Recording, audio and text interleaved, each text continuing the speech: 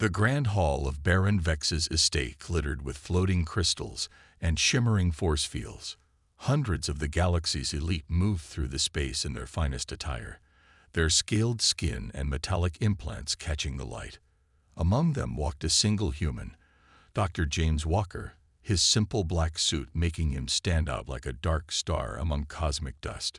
Walker kept his face neutral as alien nobles whispered behind their hands, their translator devices barely hiding their mocking tones. As Earth's representative to the medical council, he had grown used to their attitude. The stellar dominion saw humans as primitive upstarts, barely worth notice despite their recent admission to the galactic community. The Baron himself stood on a raised platform, his deep purple scales polished to a mirror shine. His cybernetic eyes swept the crowd, and his mouth curved into what passed for a smile among his kind. Walker had heard rumors about the Baron's cruelty, but nothing prepared him for what came next. Esteemed guests, the Baron's voice boomed through the hall. Today marks not only my 500th year of rule, but also a special announcement. He raised a clawed hand, and servants brought forward a floating biostasis pod. Inside the pod, Walker saw a young alien woman. Her scales were a lighter shade of purple than her father's, and unlike the other nobles, she wore no cybernetic enhancements. She was conscious, her eyes moving to track the crowd, but her body remained completely still. "My daughter, Rose," the Baron continued, his voice dripping with false sadness. "For 15 years, she has been a reminder of imperfection in our bloodline. An accident in her youth left her paralyzed, a condition that even our advanced medical science could not fix." He paused, letting the crowd murmur in disgust. In their society, any physical imperfection was seen as a mark of shame. Walker's hands tightened into fists. He had read about Rhodes in the medical files. The accident had been caused by her father's reckless showing off of a new spacecraft, but he had blamed her for not being strong enough to handle the G-forces. But today, the Baron's voice took on an amused tone. "I have found a solution. We have with us Dr. Walker, a representative of humanity." He gestured toward Walker, and the crowd parted. Humans pride themselves on helping the weak, don't they? They keep their disabled alive instead of letting nature take its course. So what better gift for a human doctor than a broken noble? The crowd laughed, a harsh sound that echoed off the crystal walls. Walker looked at Rose and saw the shame in her eyes, the hurt she tried to hide. But there was something else too, a spark of intelligence and determination that her father had failed to crush. "Come forward, Dr. Walker," the Baron commanded. "Accept my gift. Show us how human medicine can succeed where the galaxy's finest minds have failed." More laughter followed his words. Walker walked to the platform, his steps measured in and calm. The Baron expected him to refuse, to run away embarrassed.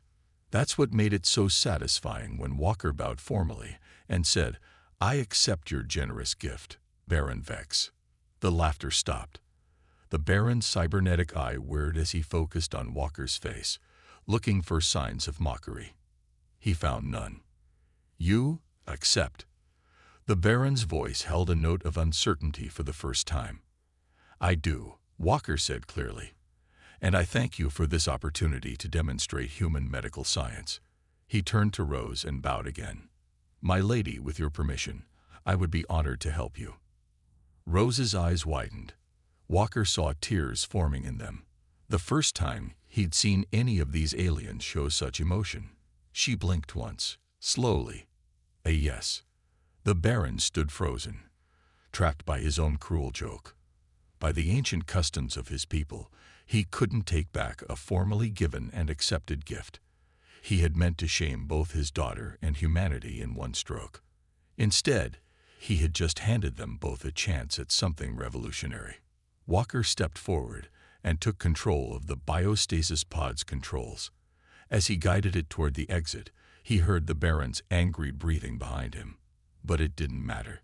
What mattered was the look of hope in Rose's eyes, a look that said she was ready to fight for her future, with or without her father's blessing. Dr. Walker guided the biostasis pod through the quiet corridors of his temporary quarters in the Stellar Dominion's medical center. The party's noise had faded, replaced by the soft hum of medical equipment. He looked at Rose, still floating in the pod's clear fluid, her eyes following his movements. "First things first," he said, activating the pod's communication system.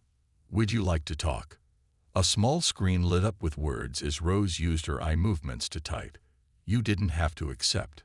Father meant it as an insult. Walker pulled up a chair next to the pod. "I know. But I also know that sometimes the best answers come from people others look down on." He smiled. "Besides, I've read about your research papers from before the accident. You were studying bioneural interfaces, weren't you?" Rose's eyes widened slightly. Few people had bothered to look up her past work. Most just saw her as the Baron's broken daughter. The screen flickered with her response. "Yes, I wanted to help people communicate better with machines. Father said it was beneath our family's dignity." "Well," Walker said, pulling out his tablet, "I think it's time you saw what humans have been doing with similar technology." He held up the screen, showing videos of humans using advanced prosthetics, controlling computers with their thoughts, and walking with mechanical assistance. The text appeared faster now. "But our doctors said neural interfaces wouldn't work with our biology. Our nervous system is too different from humans." "They're right about that," Walker agreed. "But they're thinking about it wrong. They're trying to make your body fit their solution. Humans, we make the solution fit the body." He stood up and walked to a large screen on the wall, bringing up detailed medical scans. "Your biostasis pod has kept perfect records of your condition, and I noticed something interesting. Your nervous system isn't completely damaged. It's more like disconnected in places." Rose typed quickly. "The doctors said the same thing, but they couldn't reconnect it because they were trying to heal it completely," Walker explained. "But what if we didn't need to? What if we could build bridges over the damaged parts instead?" He brought up more images, these showing human medical devices, merged with diagrams of Rose's alien biology. "We've been helping humans with similar injuries for decades. Yes, your biology is different, but the basic principle is the same. Find ways around the damage rather than trying to undo it. It won't be easy," he continued. "We'll need to combine human adaptive technology with your people's bioengineering. It will take time, testing, probably some failures along the way. But I believe it's possible." Rose was quiet for a long moment. Then, "Why help me? Really?" Walker sat back down, his face serious. "Because every person deserves a chance to live their best life. Because your research could have helped a lot of people, and still can. And because proving your father wrong about both you and humanity. That's just a nice bonus." For the first time, Rose's face showed what might have been a smile. Her text appeared. "The nobles will say you're wasting your time. That it's better to let nature take its course." "The nobles aren't doctors," Walker replied firmly. "And nature didn't put you in this pod. Prejudice did. Besides, humans have a long history of doing things others say are impossible." He started typing on his tablet. "I'm sending a request to Earth's medical council right now. We'll need a proper research facility, a team of specialists in neural interfaces, and experts in alien biology. Your father wanted to shame us. Let's show him what happens when human determination meets alien technology." Rose's next words came slowly, carefully chosen. "I want to help, not just be helped. I have ideas." Walker grinned. "I was hoping you'd say that. You know your own biology better than anyone, and your previous research could be crucial. We're not just going to help you walk again. We're going to revolutionize how both our species think about medical treatment." The screen lit up one last time. "When do we start?" "Right now," Walker said, already sending more messages to Earth. "Your father gave us an opportunity, even if he didn't mean to. Let's make the most of it." The Earth Medical Center stood tall against the morning sky, its glass walls reflecting the sunrise. Inside one of its largest research labs, a team of doctors gathered around Rose's biostasis pod, their faces showing a mix of anger and amazement. "This is both brilliant and horrible," Dr. Lisa Reed said, studying the pod's readings. "The stasis technology is incredible, but using it as a permanent solution." She shook her head. "It's like putting someone in a fancy prison and calling it a house." Walker watched as the team carefully connected the pod to Earth's medical systems. Rose's eyes darted around, taking in every detail of the human facility. It looked less advanced than the Baron's medical centers, fewer shining surfaces and floating displays. But it had something the alien hospitals lacked: warmth. The walls showed pictures of successful patients. Tables held thank you cards. And most importantly, the doctors treated Rose like a person, not a problem to be hidden away. "Look at these neural patterns," Dr. Marcus Jones said, pointing to a screen. "Her mind is as sharp as ever." The pod preserved her brain function perfectly. He turned to Rose's display screen. "My lady, your father's doctors did you a great disservice by not looking deeper into human medical archives." Rose typed her response. "They said human medicine was too primitive to be worth studying." "Primitive?" Dr. Reed laughed. "We've been helping people walk again after spinal injuries for over 50 years. Sure, our methods might not look as pretty as alien tech, but they work." As they talked, more doctors arrived, each bringing different expertise. They studied the intersection between Rose's alien biology and human neural interface technology. Some worked on adapting human spine stabilization techniques. Others focused on converting the alien bioengineering into something that could work with Earth's systems. Walker smiled as he saw Rose actively participating in the discussions. She shared her own research, pointed out differences in alien biology they needed to consider, and even suggested improvements to their initial designs. "The Baron's spy is watching again," Dr. Jones whispered to Walker, nodding toward a small alien device hovering near a window. "Let him watch," Walker replied. "The more they see us actually trying to help, the better. Maybe some of them will start questioning their attitudes about disabilities." Days turned into weeks. The team made progress, but also faced challenges. Human neural interfaces had to be completely redesigned to work with alien nerve structures. The biostasis pod systems sometimes conflicted with Earth's equipment, but no one gave up. Rose noticed the difference between human and alien approaches. When something didn't work, the human doctors didn't abandon it. They adapted, tried new angles, combined different ideas until they found solutions. They celebrated small victories and learned from failures instead of seeing them as shameful. One morning, Walker came in to find Rose's screen filled with text. "I never knew medical care could be like this. At home, doctors treated me like I was broken. Here, they treat me like I'm healing." "That's because you are healing," Walker said. "It's just happening in a way your people didn't consider valid." He checked some readings and smiled. "Speaking of which, I have good news. The first prototype of your neural bridge is ready for testing." The team gathered around as Dr. Reed explained the plan. "We'll start small, just trying to create a connection around the smallest damaged area. If it works, you might be able to move a finger or two. And if it doesn't work," Rose typed, "then we'll try something else," Dr. Jones said firmly. "That's what we do here. We keep trying until we succeed." Walker saw Rose's eyes shine with unshed tears. The screen lit up with her words. "In all my years in that pod, no doctor ever said that to me." "Well," Walker said, "welcome to Earth medicine, where impossible is just another word for hasn't been solved yet." The spy drone recorded everything, sending its footage back to the Baron. Soon, the whole stellar dominion would see that humans weren't just trying to help Rose. They were succeeding in ways the aliens had never imagined possible. The testing chamber hummed with energy as doctors made final adjustments to the prototype neural bridge. Rose remained in her biostasis pod, but now dozens of new connections linked the pod to human medical devices. The room was quiet except for the soft beeping of monitors and the occasional whispered conversation. "All right," Dr. Reed said, checking the readings one last time. "The bridge is in position.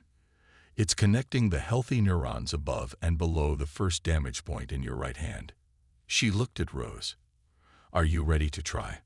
Rose's text appeared on the screen. Yes. But I haven't moved anything in 15 years. What if I've forgotten how? Your brain remembers, Dr. Jones assured her. We've been monitoring your neural patterns. When you think about moving, the signals are still there. They just can't get through. This bridge should fix that. Walker stood close to the pod, watching Rose's face. Remember, we're only trying for small movements today. Just your index finger. Don't be disappointed if. He stopped mid-sentence. Everyone in the room held their breath. Rose's right index finger had twitched, just slightly, but it had definitely moved. Again, Dr. Reed said softly. Try it again. The finger moved more definitely this time. Up, then down. Rose's eyes were wide with amazement. The screen filled with letters. I can feel it. I can feel my finger. The room erupted in cheers. Dr. Jones was already checking the neural readings, his face bright with excitement. The bridge is holding. The signals are getting through perfectly. How does it feel? Walker asked. Strange, Rose typed. Like waking up a part of me that was asleep for a very long time. Her finger moved again, more confidently now. It doesn't feel exactly like before, but it works. News of the success spread quickly. Within hours, the Baron's spy drones were joined by others, all recording the historic moment. The first successful merger of human neural interface technology and alien biology had just changed everything. More messages began arriving at the medical center. Other aliens with injuries and disabilities wanted to know if human doctors could help them too. Some had conditions their own people had declared untreatable. They had seen hope in Rose's moving finger. Look at these requests, Dr. Reed said, showing Walker her tablet. A child with muscle weakness from the Centauri colonies, a pilot who lost limb control in an accident. Even some of the Baron's own people are asking for help in secret. Walker was about to respond when alarms suddenly blared. Rose's finger had stopped moving. Bridge failure. Dr. Jones rushed to check the readings, but then he started laughing. No, look. She's not just moving her index finger anymore. She's moving all of them. Sure enough, Rose's entire hand was slowly opening and closing. The neural bridge had adapted, spreading its connections to neighboring nerve pathways. The human technology was working better than they had hoped. The alien bioengineering is actually helping, Dr. Reed said in amazement. It's taking our basic bridge design and improving it, making it more efficient. Our two technologies are working together. Rose's text appeared, like our two species should be doing. The spy drones caught everything, broadcasting it across the galaxy. The Baron watched from his estate, his cybernetic eyes zooming in on his daughter's moving hand. For the first time, doubt crept into his mind. Had he been wrong about humans? About her?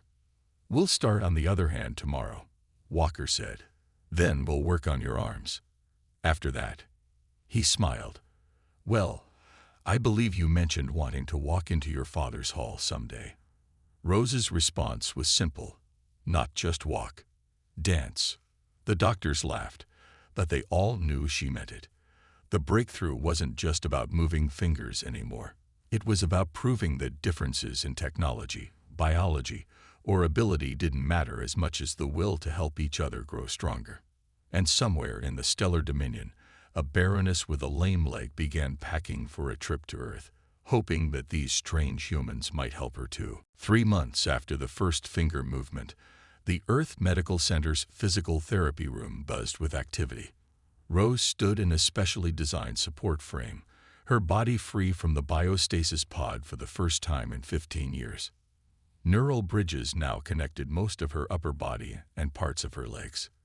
That's it, Walker encouraged as Rose gripped the parallel bars. Take your time. The supports won't let you fall. Rose's legs shook with effort. Moving fingers was one thing. Standing up against gravity was something else entirely. But her face showed pure determination. She had typed a message earlier that morning. Today I walk. Dr. Reed monitored the neural bridge connections on her tablet. Everything's stable.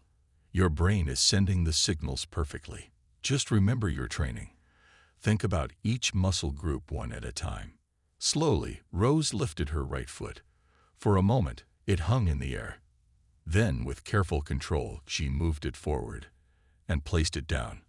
The left foot followed. One step. Look at that muscle control, Dr. Jones said proudly. The neural bridges are adapting even better than we hoped. They're not just passing signals, they're helping her brain relearn movement patterns. Another step, and another.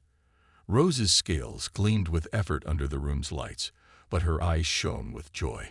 The spy drones hovering nearby recorded every moment, sending images across the galaxy of something many had claimed was impossible. We're getting more requests for treatment, Walker told Rose as she rested between sessions. Your success is changing minds. Even some of the noble families are starting to question their old beliefs about disabilities. Rose typed on her portable screen. Good. But we need to make the treatment better, cheaper, available to everyone, not just the rich. Walker smiled. This was why he had first accepted the Baron's cruel gift. Rose didn't just want to heal herself. She wanted to help others. Already, she had suggested improvements to the neural bridge design, making it more efficient and easier to produce. By the end of the day, Rose had walked the length of the parallel bars 3 times. As the medical team helped her back into a modified version of her biostasis pod for rest, a message arrived from the Stellar Dominion. Your father wants to visit, Walker told her. He's seen the recordings. I think he's finally realizing what he almost threw away. Rose's response was quick. Let him come, but not yet. First, I want to be strong enough to walk to him myself. The next few weeks saw amazing progress. Rose worked harder than anyone the doctors had ever seen. She moved from parallel bars to a walking frame, then to crutches. The neural bridges grew stronger, allowing finer control of her movements. But it wasn't just physical therapy. Rose spent hours in the research lab, working with the team to improve the technology. Her understanding of alien biology, combined with human innovation, led to breakthrough after breakthrough. Each improvement made the treatment better, more accessible, more affordable. Other aliens began arriving at the medical center. A young pilot who had lost the use of his wings. A merchant's child born with weak limbs. Each success story spread across the galaxy, challenging old prejudices. One morning, as Rose practiced walking with just a single cane for support, she saw a familiar face on the news screen. The Baroness with the lame leg, who had first arrived seeking treatment in secret, was now speaking openly to reporters. The nobles called it weakness to seek help, the Baroness said. But I call it strength to face our challenges and overcome them. These humans and their medicine have taught us that different doesn't mean broken. Rose typed a message to Walker. That's what Father never understood. True strength isn't in pretending to be perfect. It's in working to become better, no matter what others think. Walker watched as she stood up straight, her movements growing more confident each day, ready to show him that lesson in person. Rose's answer was to walk steadily across the room, each step a testament to human innovation and alien determination working together. The old barriers were falling, one step at a time. 6 months after Rose took her first steps, the Earth Medical Center hosted the first interspecies medical conference on adaptive technologies. The main hall was filled with doctors from across the galaxy, including many from the Stellar Dominion who had once mocked human medicine. Rose stood at the podium, no longer needing any support to walk. Her scales gleamed with health, and her movements were smooth and confident. The neural bridges had become a natural part of her, proof that technology should adapt to people, not the other way around. Welcome, she said, using her own voice for the first time in public. The neural bridges now gave her enough control for speech, though she still used text for longer conversations. Today, we celebrate not just medical breakthroughs, but a new way of thinking about healing. The audience watched in amazement as she walked across the stage. Many had seen the recordings of her progress, but seeing her in person was different. She was living proof that their society's beliefs about disability had been wrong. Dr. Walker sat in the front row, watching proudly as Rose showed videos of other success stories. The young pilot was flying again, his neural bridges giving him control of his wings. The merchant's child was running and playing. The Baroness was dancing at court functions, her leg now strong and responsive. But this is just the beginning, Rose continued. The real revolution isn't in the technology. It's in how we think about medicine. Human doctors taught me that healing isn't about reaching some perfect standard. It's about helping each person live their best life, whatever that means for them. She pressed a button, and the screen behind her filled with images of new medical centers being built across the galaxy. Each one would combine human adaptive technology with alien bioengineering. More importantly, they would be open to anyone who needed help, not just the wealthy and powerful. The nobles are furious, Dr. Reed whispered to Walker. Their private hospitals are losing patients to these new centers. People are choosing human-style treatment over traditional alien medicine. Walker nodded. Because we treat the person, not just the condition. And now, thanks to Rose's improvements to the neural bridge design, the treatment costs a tenth of what it did 6 months ago. Rose was showing the latest version of the neural bridge system. It was smaller, more efficient, and could be adapted for different alien species. She had worked countless hours with the research team, combining her knowledge of alien biology with human innovation. My father thought he was mocking humans by giving me to their care, Rose told the audience.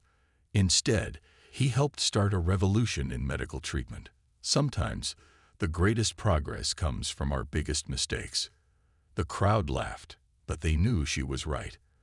The Baron's cruel joke had backfired spectacularly. Now his name was associated with the old way of thinking, a way that was rapidly losing support.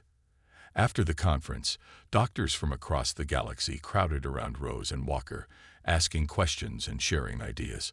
Species that had once looked down on human medicine now wanted to learn everything they could about adaptive technology.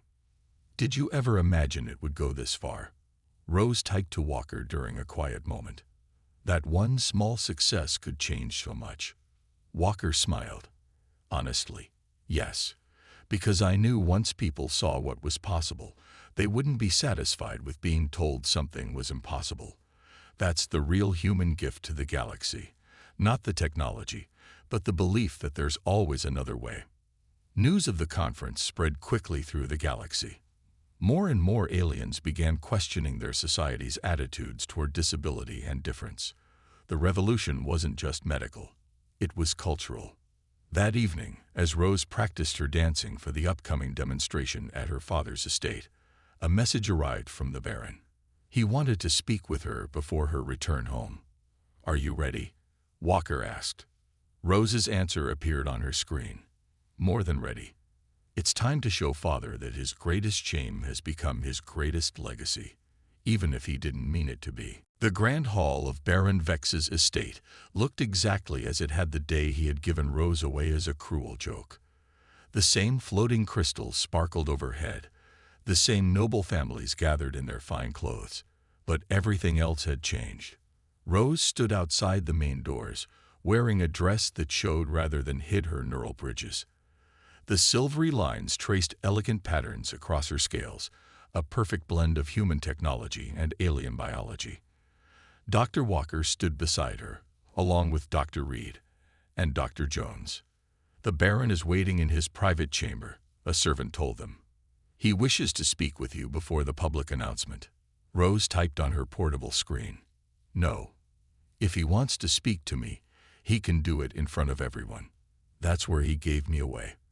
That's where he'll face what he did." She walked into the hall, her steps confident and graceful. The crowd parted, their whispers filling the air. Many had seen recordings of her progress, but seeing her walk in person left them stunned. This was the daughter their Baron had called broken, now moving more elegantly than any of them. The Baron stood on his raised platform, his cybernetic eye whirring as he watched his daughter approach. His scales had lost some of their shine, and his posture showed the weight of recent events. His political power had crumbled as more and more nobles supported the new medical centers. "Father," Rose said aloud, her voice clear in the quiet hall, "I have returned from your gift." The Baron's hands gripped his ceremonial staff tightly. "Daughter, you look well." "I am well," Rose replied, "thanks to the humans you mockingly gave me to. Thanks to their belief that every person deserves help, not shame." She turned to address the crowd. "And now I return, not just to show you my recovery, but to announce something more." She nodded to Walker, who stepped forward with official documents. The Earth Medical Council, in partnership with reformed members of the Stellar Dominion, is establishing the galaxy's first advanced adaptive medical academy, and they have chosen this estate as its location. The Baron's eye whirred faster. "My estate? You cannot." "We can," Rose interrupted. "By law, a Baron who brings shame upon his house can be challenged by his heir. My recovery has proven your judgment was wrong. The noble families have voted. This estate will serve a greater purpose now." The crowd murmured in agreement. Many of them had family members who had been helped by the new medical treatments. Some wore their own neural bridges proudly, no longer hiding their conditions. "The academy will be open to all," Walker explained, "rich or poor, noble or common. It will train doctors from every species in both human adaptive techniques and alien bioengineering." The Baron looked around the hall, seeing support for his daughter in every face. His shoulders slumped, then straightened. In a clear voice, he said, "I was wrong. About humans, about medicine, about you, my daughter. I let pride blind me to the truth, that strength comes in many forms." Rose walked up to the platform, each step a reminder of how far she had come. "Then help us, Father. Your knowledge of our people and their needs could make the academy even better." For a moment, the Baron stood frozen. Then slowly he nodded. "I would be honored to learn a new way of helping our people." Rose smiled and turned to the crowd. "Today marks the end of one era and the beginning of another. No longer will we hide those who are different. No longer will we shame those who need help. Instead, we will learn from each other, grow together, and show the galaxy what is possible when we combine our strengths." She held out her hands, and music began to play. "And to celebrate this new beginning, I invite you all to dance with me." The Baron watched in amazement as his daughter, once confined to a biostasis pod, led the gathering in a traditional dance. Her movements flowed smoothly, the neural bridges glowing softly with each step. In that moment, he finally understood what the humans had been trying to teach them all along. That true strength lay not in perfection, but in the courage to overcome challenges together. And so, in a hall that had once witnessed a cruel joke, a new future began. A future where human innovation and alien technology worked together, where differences were celebrated rather than shunned, and where one father's mistake had led to healing for an entire galaxy.